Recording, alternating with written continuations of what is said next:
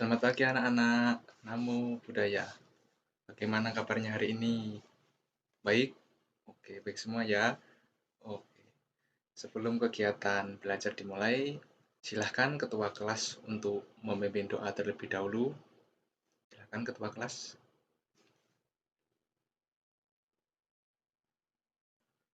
Baik, terima kasih kepada ketua kelas yang sudah memimpin doa. Oke, baik anak-anak. Berjumpa lagi dengan Pak Guru di mata pelajaran Pendidikan Keagamaan Buddha. Sebelum kegiatan belajar kita mulai, Bapak akan melakukan absensi dulu ya. Mas Joko, hadir. Mas Iwan, oke, hadir ya. Mbak Suci, oke, hadir semua. Oke, baik. Pada pertemuan kali ini, Bapak ingin bertanya nih kepada adik-adik semua. Apakah masih ada yang ingat minggu kemarin kita belajar tentang apa? Ayo, masih ada yang ingat kan? Oke, di minggu kemarin kita belajar tentang Brahma Wihara. Nah, masih ada yang ingat apa itu Brahma Wihara? Apa Mbak Suci? Iya, betul. Nah, Brahma Wihara itu ada 4. Yang pertama, metta. Yang kedua, karuna. Yang ketiga, mudita. Dan yang terakhir, UPK. Oke, pada pertemuan hari ini, kita akan belajar mengenai meditasi. Nah,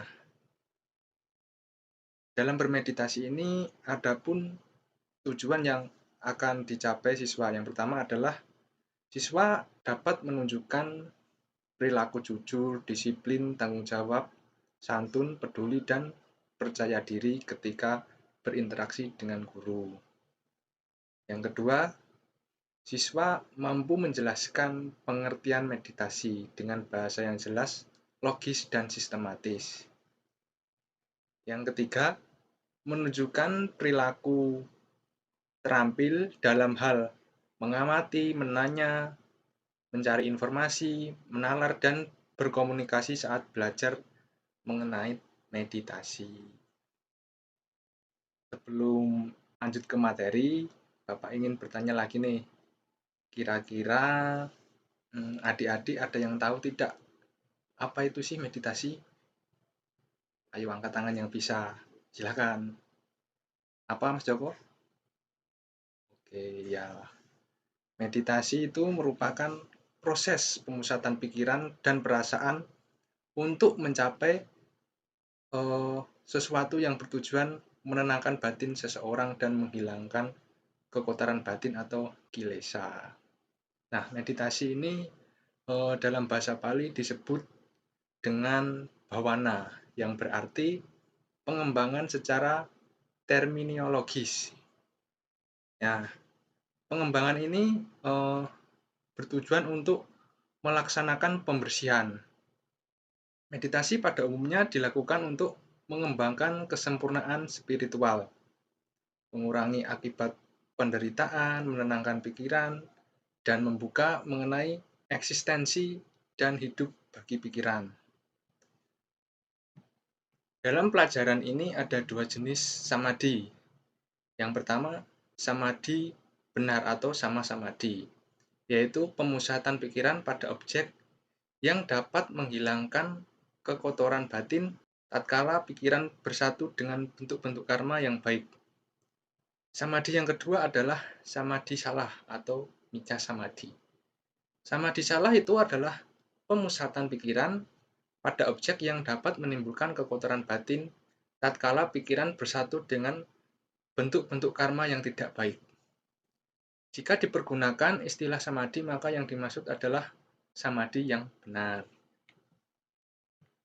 Oke, dalam bermeditasi ada pun 5 rintangan batin yang dapat membuat batin kita tidak tentram. Nah, apa sih 5 rintangan batin itu? Nah, yang pertama ini ada nafsu keinginan atau kama canda. Nah, ketika 6 landasan indria kita bersentuhan dengan objeknya masing-masing, yaitu mata melihat, telinga mendengar, hidung membau, lidah mengecap, dan lain sebagainya. Nah, pada saat terjadinya kontak sentuhan ini, maka akan timbul perasaan senang dan tidak senang dalam batin kita. Apabila objek kita temui itu menyenangkan, maka kita akan melekat padanya. Tetapi apabila objek yang kita temui tidak menyenangkan, maka kita akan menolaknya. Nah, yang kedua itu ada niat jahat atau biapada. Biapada adalah keadaan di mana kita ingin mendapatkan sesuatu, namun dengan cara yang kurang baik. Keinginan tersebutlah yang menyebabkan kita menghalalkan segala cara menyusun siasat yang kurang baik. Dengan siasat itu kemudian timbul niat buruk untuk mencelakakan orang lain.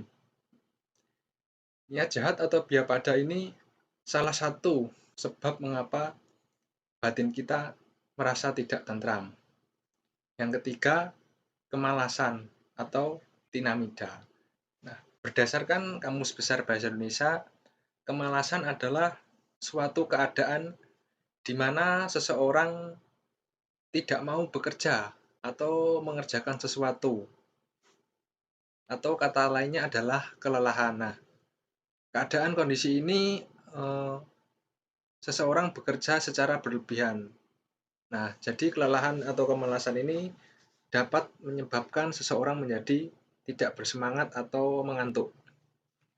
Yang keempat ada keraguan-raguan atau wicikica.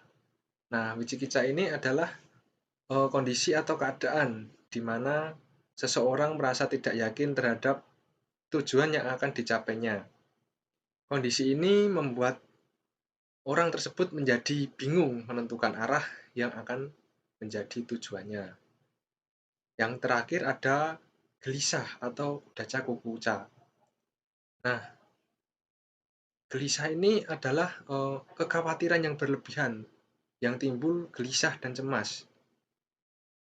Selain itu ada pun 4 posisi apabila kita ingin melakukan meditasi. Yang pertama ada duduk. Nah, meditasi ini dilakukan dengan sikap duduk bersila. Yang terpenting kaki tidaklah kaku, harus kendur, santai. Nah, dengan duduk santai ini jangan bersandar, punggung harus tegak lurus, namun tidak kaku atau tegang. Sikap duduk selama meditasi, kita harus selalu waspada agar tidak lekas mengantuk. Yang kedua ada berdiri. Nah, meditasi berdiri ini dilakukan dengan kaki sedikit renggang dan kedua tangan di depan saling memegang keseimbangan tubuh. Dan juga pikiran harus terpusat pada satu objek. Yang ketiga ada meditasi berjalan.